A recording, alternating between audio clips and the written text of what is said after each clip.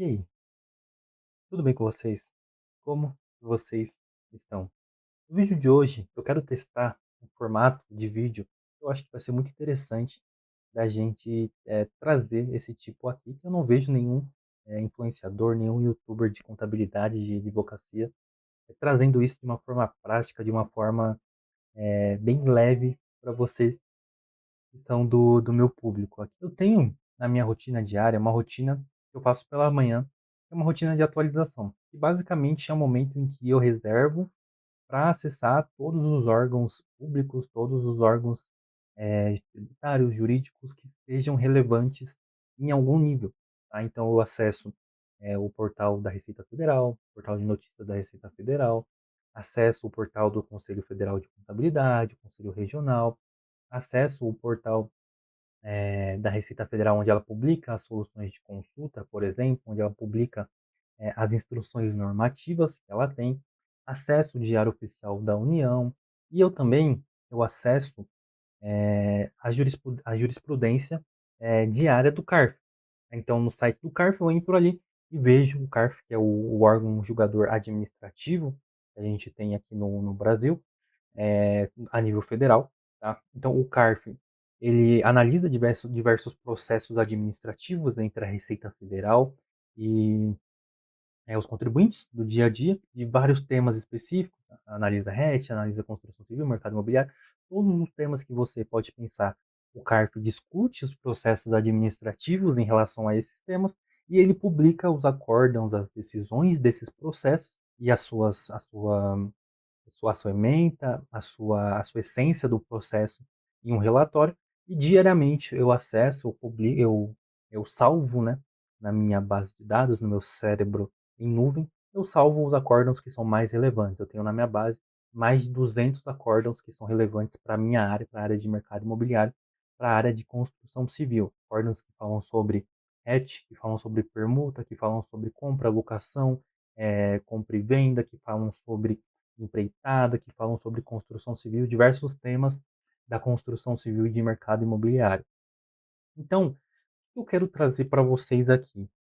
Como o CARF ele é um órgão julgador administrativo, as decisões do CARF elas podem dar um norte para a gente de como esse processo administrativo de discussão entre contribuinte e a Receita Federal, que é um processo que acontece, é importante a gente saber o teor desses processos, como eles se comportam, pelo menos no âmbito administrativo, que é a primeira escala ali de discussão de um processo. Então, por exemplo, se eu não concordo com, exemplificando de forma bem prática, você é um contribuinte, você é um incorporador, você fez uma permuta com um contribuinte, por exemplo. Você fez essa permuta e a Receita Federal entendeu que essa permuta ela é tributável. A gente sabe que já não, isso já está pacificado que não é, e só em alguns casos que é, mas a Receita Federal foi lá e te autuou. Você foi autuado. Você discutiu, você recorreu a essa decisão na Receita Federal e ainda assim a Receita Federal manteve a decisão de autuar a sua permuta de cobrar os tributos federais. O que você pode fazer? No lugar de ir direto para a instância judicial, você vai para a instância administrativa. Então você leva o seu processo para o CARF e o CARF vai julgar de acordo com as regras que ele tem esse processo administrativo. Tá? Então é importante a gente saber como esse âmbito administrativo está se comportando porque a gente sabe que o contencioso aqui, tributário, administrativo, judiciário, do nosso país, ele é muito grande, ele é muito volumoso, tá. Então existem aí diversos processos, diversas, discussões de diversos níveis. Então é interessante a gente saber, a que passo anda o entendimento do julgador administrativo, tá, em relação ao tema específico. Às vezes é um tema que tu tá dentro aí do teu contexto, que tu tá executando e não sabe, às vezes é um tema que você se interessa. É interessante saber qual é a posição aí desse órgão julgador. Então, nesse vídeo, o que que eu vou trazer?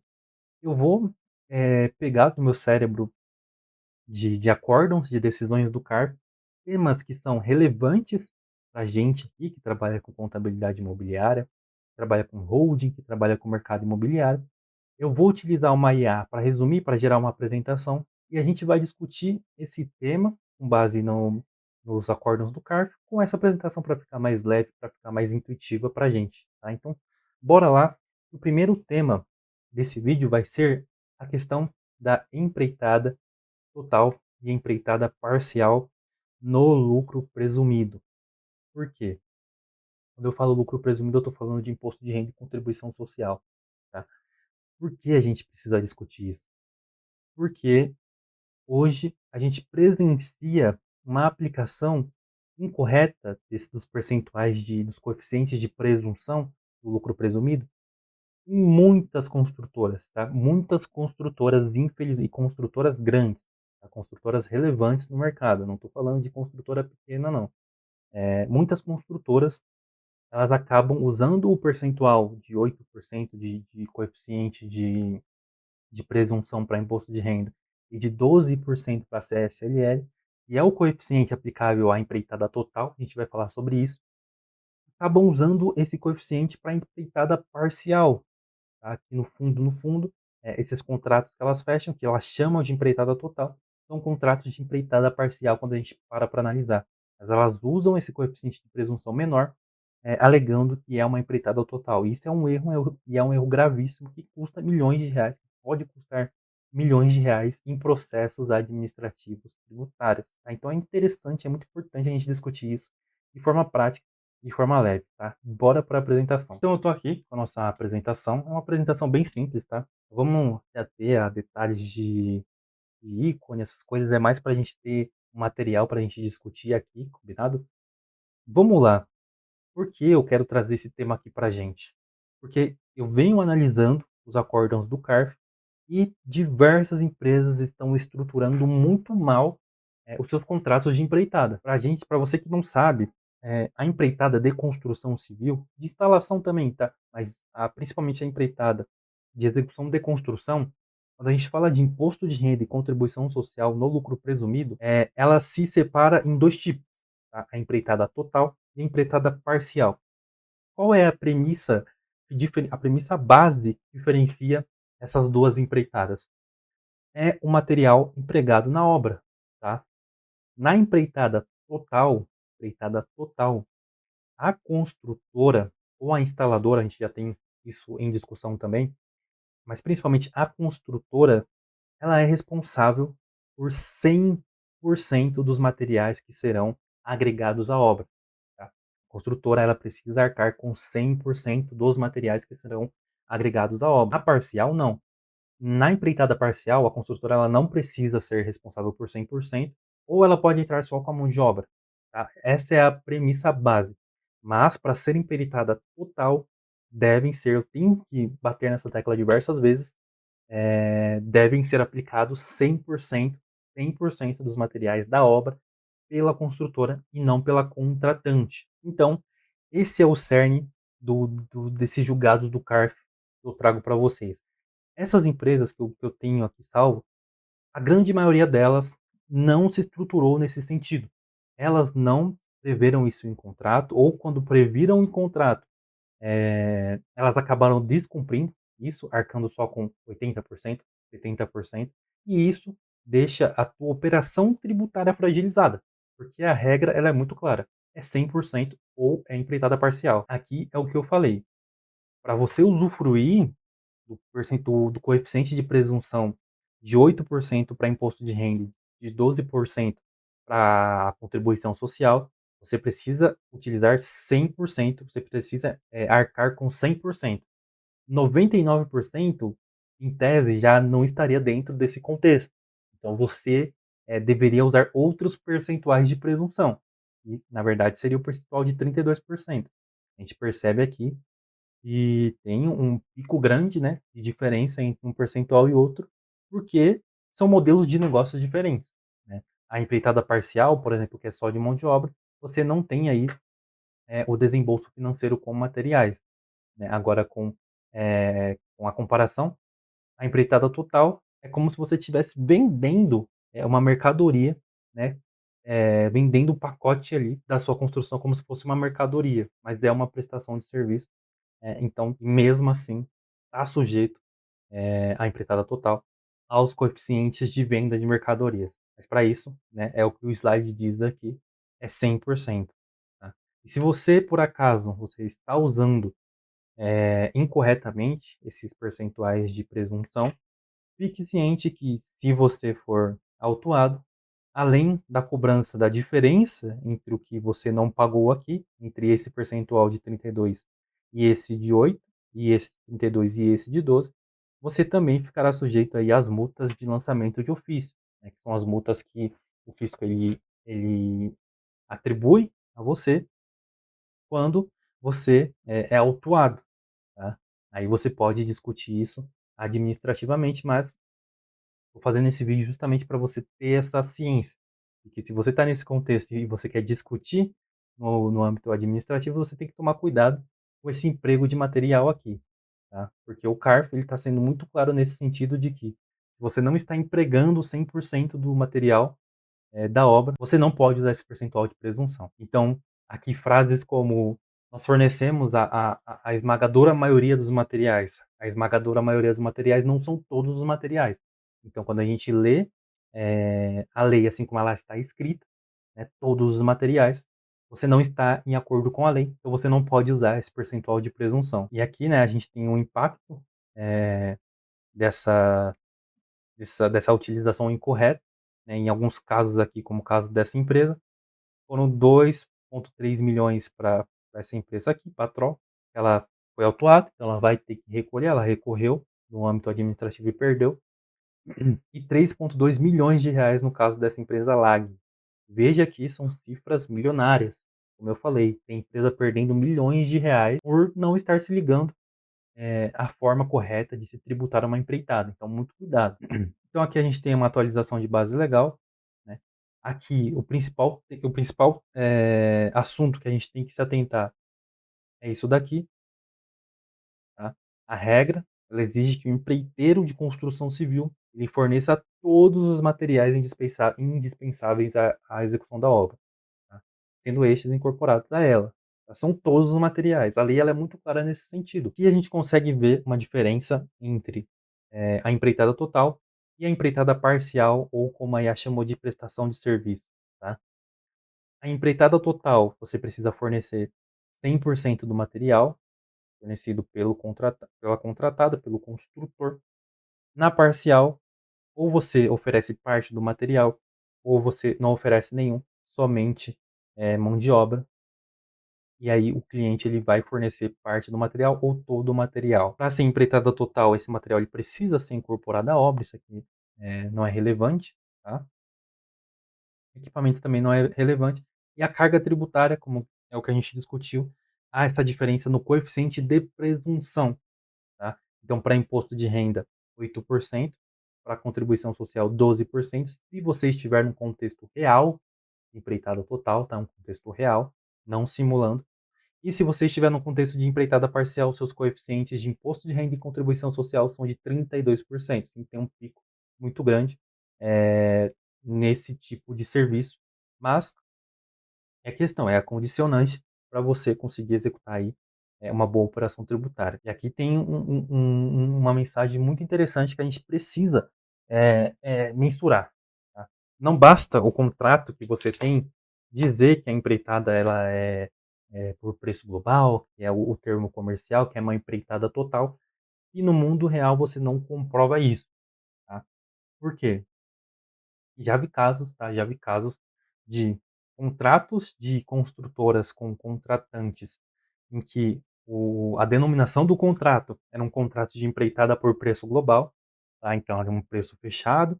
eh, e no próprio contrato, a construtora ela mencionava o fato de que ela iria arcar com o material, né? A construtora usou o coeficiente de presunção de 8 e 12, porém tinha lá no finalzinho do contrato uma previsão de faturamento direto. O que seria esse faturamento direto? Basicamente, a construtora ela é responsável por comprar. Ela escolhe o fornecedor, ela escolhe a mercadoria. Mas ela não é a responsável financeira, ela não é responsável pelo pagamento. Ela faz somente a ponte entre o fornecedor do material e a contratante. Então, existe esse faturamento direto entre fornecedor e contratante. Nesse caso, fica evidente a partir de agora que você entendeu o que é uma empreitada total e o que é uma empreitada parcial, E todos os casos, tá? Todos os casos em que houver faturamento direto, e esse faturamento direto ele envolver compra de material que será integrado, né, será incorporado à obra, todos os casos, tá, são de empreitada parcial e não empreitada total, tá. Então, se você está nesse contexto, tá, em que você está tributando como empreitada total, mas há faturamento direto no seu contrato, muito cuidado, tá? Muito cuidado. Procure um advogado para você mensurar os riscos desse contrato, os riscos tributários, sobretudo, tá? Porque, no meu entendimento, é isso, tá? Faturamento direto te joga para uma condição de empreitada total e na empreitada total você está sujeito à presunção de 32% e não de 8 e 12, tá? Aqui são os casos principais, o caso dessa Lag Engenharia, da Patrol Construções, dessa Paulino Patros, todas as empresas que são empresas existentes, mas como são casos públicos, eu posso trazer aqui para vocês o nome dessas empresas. Todas as empresas em que, de alguma forma, elas foram autuadas porque elas não estruturaram corretamente a operação tributária dessa empreitada, tá? Algumas falaram no contrato que era empreitada total, mas na real não arcavam com todos os materiais. Uma empresa, na verdade, ela nem prestava execução de construção, ela nem realizava execução de construção, ela prestava serviços técnicos e colocava material nesses serviços técnicos, então ela entendia que ela poderia usufruir desse percentual de presunção menor, isso está errado. A lei ela delimita a atividade, a execução de construção e instalação também. Então são diversos casos em que um ponto ou outro ali deixavam claro que a empreitada total ela estava totalmente fragilizada, tá? Então tome muito cuidado com a sua operação de empreitada total. Aqui, o caso LAG que eu tinha falado, a empresa ela executava elaboração de projeto executivo, ela não realizava execução de construção, ela empregava material, essa prestação de serviço entendia que podia usar o coeficiente de presunção de 8% e 12%, e é errado, foi autuada. Então ela teve aqui uma autuação de 3,2 milhões de reais. Aqui o caso da Patrol, que é uma empresa em que o contrato dizia que ela forneceria todos os materiais, mas tinha uma exceção, né, uma exceção daqueles cujo fornecimento seja encargo, né, da contratante. Então falava que fornecia tudo, mas tinha uma exceção. Então eu não forneço tudo. Se eu não forneço tudo, eu não estou num contexto de empreitada total. Então, com isso, a própria IA ela fez de uma forma bem fantástica aqui um fluxo, né? Um fluxo aqui para a gente conseguir entender quando você vai usar a presunção de 32% e quando você vai usar a presunção de 8% para imposto de renda e de 12% para contribuição social. Então a gente pode seguir aqui, você vai ver que é muito interessante. Então, qual é a primeira decisão que a gente qual é a primeira análise que a gente faz? A gente verifica se a atividade é uma execução de construção, reforma, edificação, obra de engenharia, etc. Se for, beleza, a gente pode ir para o próximo passo para ver se você tem essa prerrogativa. Se não, se é um projeto técnico, se é um projeto de elaboração de projeto, projeto executivo, se é administração de obra, se é um serviço profissional de arquitetura, não existe essa prerrogativa de você usar o coeficiente de presunção menor. Então você vai direto para o coeficiente de presunção de 32% ou 16% para imposto de renda em alguns casos. Tá? Mas sendo execução de construção, a gente parte para o próximo passo, para o próximo gatilho. Então, uma vez que você está num contrato de execução de construção, esse contrato que você tem com você, ele prevê que você vai arcar com 100%, veja o que eu estou dizendo, 100%, tá? Não é 99,9%, é 100% dos materiais que são indispensáveis e serão incorporados à obra? Se sim, a gente pode ir para o próximo gatilho, que é o da incorporação da obra, tá? E se não, né, se você, eu vou arcar só com 50%, eu vou arcar com tudo, né, entre aspas aqui, né, eu vou arcar com tudo, mas tem faturamento direto, você não arca com tudo, tá? Nesse caso, você não está no contexto de 8%, tá? Você está no contexto de 32%, porque é uma empreitada parcial, tá? O primeiro gatilho você está num contexto de prestação de serviço, está num contexto de serviço profissional, serviço técnico. E o segundo gatilho, você está num contexto de empreitada parcial, alíquota de presunção de 32% também, tá. Mas, se o teu contrato ele tá certinho, ele tá bem elaborado, e ele prevê que você vai arcar com 100% do material, você pode ir para o próximo gatilho, que é a questão dos materiais serem incorporados à obra. Então, se você atende esses 3 requisitos, execução de construção ou execução de instalação, tá, o contrato ele menciona a obrigação legal da construtora ou da instaladora de arcar com 100% dos materiais, tá, 100%, fixa isso na sua mente. E esses materiais, obviamente, eles serão incorporados à obra. Se você atende esses 3 gatilhos, tudo bem. Esse esse contexto que você está te permite com segurança, tá. Você tem obviamente também como comprovar tudo isso que está no seu contrato, com notas fiscais, com planilhas, com fotos, com todas as provas, e registros documentais possíveis, você pode ir para a sua, presunção de 8% e 12% e economizar em imposto de renda e contribuição social. Então como que, né, só complementando, você provaria para o CARF que você de fato está num contexto de empreitada total. O teu contrato, primeiro, ele prevê isso, que você vai arcar com 100%, que é um contrato de empreitada total, que não tem faturamento direto.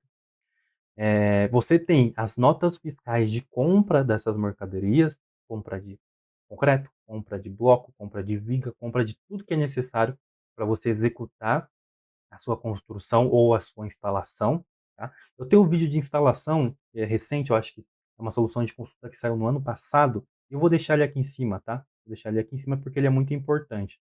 Então você tem as notas fiscais de compra que o fornecedor ele emite no CNPJ da construtora ou da instaladora, tá. E você tem ali alguma forma de prever, de mostrar que você consumiu esses materiais, mostrando esses materiais, as notas fiscais desses materiais num boletim de medição, por exemplo, mostrando ali tudo que foi consumido, eventualmente com foto, né, dos materiais, da execução da construção, e a assinatura das medições, obviamente, se possível com certificado digital para conseguir provar, com data e hora, quando aquele documento foi emitido, tá. Então eu acredito que com isso, você e obviamente com os repasses financeiros, né, tudo tem que ter um lastro financeiro, então as notas fiscais de compra, você tem ali comprovante de pagamento dessas notas, desses materiais. Os boletins de medições, você tem ali as notas fiscais, de execução de construção que você emite para o seu contratante, e o seu contratante ele te paga por essa prestação, de serviço, por essa execução de construção. Eu acredito que com isso, eh, caso você seja, de alguma forma, ainda autuado pela Receita Federal, se você cumpriu com todos esses requisitos, a tua chance de, num ambiente administrativo, no âmbito administrativo, conseguir ter um julgado do seu processo administrativo favorecido para você é muito alto, porque todas, no fim das contas, todas essas ferramentas que eu trouxe para você, para te proteger, para te dar embasamento da sua empreitada, eu tirei dos processos em que os contribuintes eles foram, eles perderam, né, eles não tiveram, sucesso nesses processos. Então se você faz a engenharia reversa, pega tudo que, o CARF fala que é certo de se fazer e aplica no teu negócio, muito provavelmente quando tu chegar no CARF, eu nem quero que tu chegue na verdade, né, eu quero que tu não seja nem autuado, mas eventualmente se acontecer, há uma chance muito grande de sucesso no âmbito administrativo, em relação a essa discussão de empreitada total e parcial, combinado? Eu espero que você consiga ter entendido, primeiro, a diferença de empreitada total e empreitada parcial e, eu quero que você consiga mentalizar, que você consiga fixar, você construtor principalmente, quais são os elementos sólidos que transformam uma empreitada total numa empreitada total de verdade, né? Que é você arcar com material, que é você ter lastro de nota fiscal de compra, que é você ter o seu boletim de medição mostrando, quais materiais foram consumidos e quais notas fiscais eles se referem, e é você ter um contrato muito bem elaborado, tá. Isso tudo com um lastro financeiro muito forte. Então, espero que você tenha conseguido, a partir desse vídeo, ter consolidado tudo que eu mostrei aqui para você, combinado? Então é isso, eu espero que você tenha gostado, deixa o like se esse conteúdo ele fez, alguma diferença para você. Conforme vocês dão mais like, o YouTube entende esse vídeo, que esse canal é relevante e entrega para mais pessoas, combinado? Se inscreve no canal para você não perder os próximos vídeos. Compartilhe esse vídeo e esse canal com mais pessoas, com seus colegas contadores, construtores e advogados. E fique ligado que terão mais vídeos no canal. E valeu!